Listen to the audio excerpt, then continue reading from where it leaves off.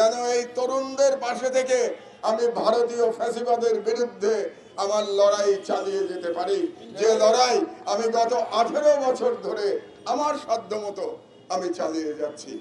তো কাজেই আমি এই সরকারকে প্রথমেই বলেছিলাম যে আপনারা বিপ্লবকে ধারণ করুন, বিপ্লবকে ধারণ করে আপনারা বিপ্লবী সরকার হন, আপনারা কোনো অন্তর্বর্তীকালীন সরকার হবেন না।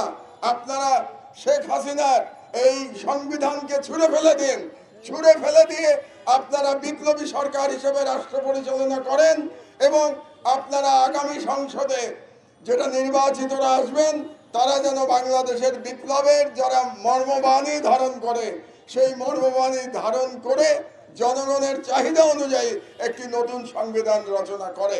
কিন্তু এই সরকার এই ভুলটি করে ফেলেছে যে তারা এই সংবিধানকে এখনো তারা বাঁচিয়ে রেখেছে।